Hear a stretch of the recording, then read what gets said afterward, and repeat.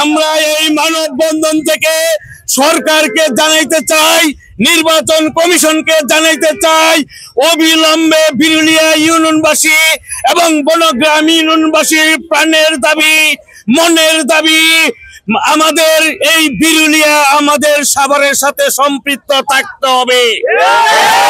আমাদের বিরুলিয়া ইউনিয়নবাসীর ভাগ্য নিয়ে যদি সিনেমিনি খেলা হয়, তাহলে আমরা এই বিরুলিয়ার মাটিতে আমরা একটা প্রতিরোধ গড়ে তুলবো, এমন প্রতিরোধ গড়ে তুলবো, কঠিন থেকে কঠিন প্রতিরোধ।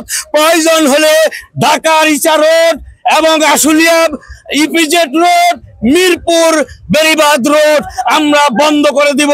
এখন আমাদের দাবি হইল, আমরা কোনোভাবেই কেরানীগঞ্জের 2-এর সাথে যাব না। আমরা এই বিরুলিয়াবাসী এই সাভার 19-এর সাথে থাকতে চাই। 19 আমাদের খুব কাছে, আমরা ঘুমের 2টায় 19-এ গিয়ে নাস্তা করি। আমরা এই দুর্ভোগে আমরা থাকতে চাই না, আমরা সাভার 19-এ থাকতে চাই। নির্বাচনদের কাছে, আমাদের নির্বাচন অফিসারদের কাছে আমাদের একটাই অনুরোধ, নির্বাচন প্রধানের কাছে, যে সে জন্য আমাদের এই ভৌগোলিক অবস্থাটা একটু দেখে, সেদিকে চিন্তা করিয়া এই এত ভোগান্তিতে জন্য আমাদেরকে না দিয়া সাভার 19-এর সাথে দেয়, এটি আমার জোর দাবি। যে আমরা মারামত করতেছি, কিছুদিন আগে সদ্য ঘোষিত নির্বাচন কমিশনের যে আমাদের আসন পুনর্বিন্যাস করছে, এই বিরুলিয়া এবং বনগাঁকে আমাদের ঢাকা 2-এ দিয়েছে। আমরা ছিলাম সাভার 19-এ, আমরা সাভার 19-এ থাকতে চাই। সাভার 19 ছেড়ে আমরা যাব না।